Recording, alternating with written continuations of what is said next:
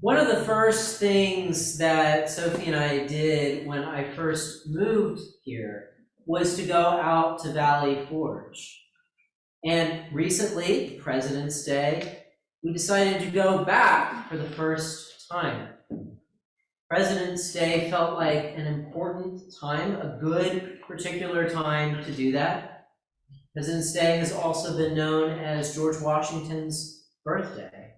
And Valley Forge has a deep history, with Washington training the troops in the American Revolution as they got ready to free our country from the rule of Great Britain. I have to admit I was a little nervous about going back. Ever since the pandemic, crowds can be a little bit nerve-wracking for me, as maybe for many of you. And I was anticipating there would be a lot of people there. After all, this is Valley Forge, and this was President's Day. When we got there, we saw something different. There weren't very many people at all. In fact, we were able to get some very nice, clear pictures of the memorial arch that's there, and some even with only just a couple of people just kind of off to the side. Even though this was the place to be, or at least one of the places to be on this day, on President's Day, there weren't many people around. Now, today is a little bit the opposite, because we have all of you here today. All of you here to celebrate the resurrection, to celebrate Easter. And whether this is your first Sunday here this calendar year or your 15th, you all felt this pull to this place. You all felt called to be here on this day. Now, some of you may be like those who were not there at Valley Forge on President's Day and wondering why it is that you're here. Well, thankfully, I am here with you now to tell you the reason that you all have felt this pull to be here on this sacred day. For you see, God loved us. God loved all his creation, and yet we failed to show that same love back.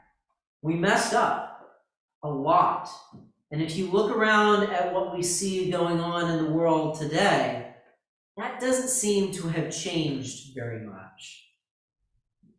It was like every time we had the opportunity to come back to God, we did a complete 180 in the opposite direction.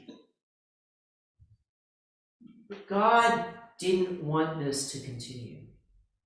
God saw that this was not good what we were doing.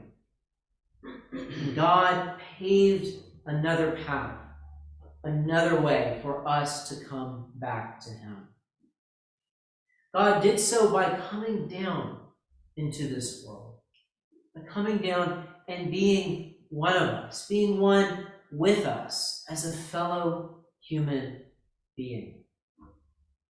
And then God died. God died for us in that human form, in the form of Jesus. Something interesting happened then. When Jesus died, it was as if death was turned backwards. Jesus rose again from the dead, and in doing so, he paved the way for us to be able to crawl up out of death and return to life with God once again. That event, the resurrection, is what we are here to celebrate today. That event is at the heart and soul of our faith. That event is the reason that each and every one of you are here right now. So if you've been wondering why you're here, if you've been wondering what we're celebrating, wonder no longer. We celebrate the love of God today. We remember God's act to save us when we could not save ourselves. And if that message resonates with you, if you like what you hear, well, this is what we remember. This is what we hear every single Sunday in this place. Every single Sunday we gather. We remember this love that God showed us. And if this message gives you hope, you can receive this hope every single week when we gather here. If you like what you hear, please come back. The message of God's love is what this day of Easter is about. It's why we are here. It's at the center of our faith. It is always the reason for our gathering together. I hope this message resonates with you. I hope it resonates with you deep within your souls.